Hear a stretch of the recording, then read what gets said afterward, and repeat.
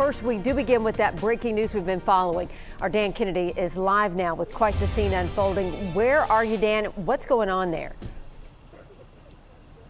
Amy, it's a very scary situation at the Tony Sudicum Public Housing Development, just about a mile south of downtown Nashville. This has been going on since 7 o'clock this morning, and this active SWAT situation continues as we're going on almost hour 4. A man is locked inside in his apartment, and about 100 yards or so off into the distance is where all this is unfolding, but they're keeping us pretty far back because this man has fired his gun several times from where he's barricaded, and he's fired at police officers.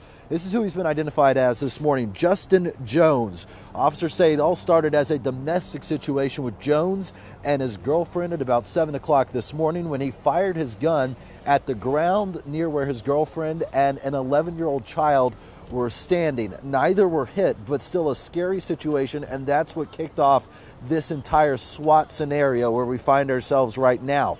One officer who responded to the scene was hit by a round after Jones holed himself up inside an apartment. That officer, Jerry Hutchison, is going to be okay. It appears he was hit in the shoulder by a round, but it did not penetrate.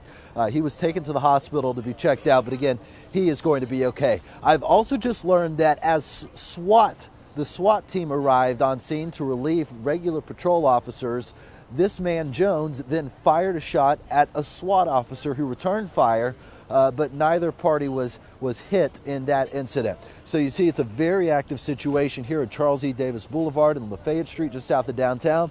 You have ambulances on standby should the worst happen, and you also have officers from all across Metro departments, including the SWAT team who are out here. They have a negotiator on scene so they can try and get the man identified as Justin Jones out of this apartment. As for everyone who lives around here, this is a very highly trafficked area, especially at 7 o'clock in the morning. They've tried to evacuate everyone they can. I am told that there is a family inside one apartment who was not able to be safely evacuated. So instead, Metro Nashville Police sent an officer to be with them inside their apartment as negotiators now work to try and get this man out safe without anybody else injured in this situation. We're going to have live team coverage. Matthew Torres on the scene now, and you can keep us keep updated on NewsChannel5.com. Reporting live just south of the city, Dan Kennedy, News Channel 5. We will stay on top of it, Dan, both on air and online. And a couple of bold moves by Metro Council last night. Nashville Mayor Megan Barry now faces 2 investigations after her bombshell revelations about an affair with her security guard. Council members voted to set up a special committee to investigate whether Barry misused tax dollars during her affair with bodyguard Sergeant Rob Forrest. Vice Mayor David Briley will now put together that council that will investigate the mayor. The TBI is already looking into the tax dollar issue for potential criminal charges. And in a landslide last night, Metro Council approved sending the mayor's massive transit plan to voters in May.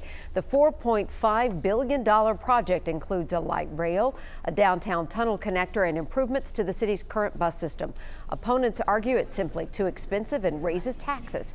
It will be on the ballot for voters to decide on May 1st. And an undocumented immigrant illegally living in the U.S. has been charged today in the drunk driving crash that killed an NFL player and his driver. Indianapolis Colts player Edwin Jackson and his Uber driver were hit and killed by Manuel Oriega Zavala Sunday. The two had stopped on the side of the road when Zavala crashed into them. Police say his blood alcohol content was at least twice the legal limit. The suspect also has a long criminal history and was deported twice, but illegally re-entered the country. Hello, this is an emergency. This is Rob Gronkowski calling, and while I was gone, my whole house got robbed while on the Super Bowl trip, and I just got back. All right, so first he lost the Super Bowl to the Eagles, and then his week got worse. As you just heard from the 911 emergency call, New England Patriots tight end Rob Gronkowski's house was robbed while he was in Minnesota for the big game. Police won't release details about everything that was taken, but they say thieves did steal 3 guns and broke a window. Detectives are checking that security footage in hopes that thieves were captured on tape.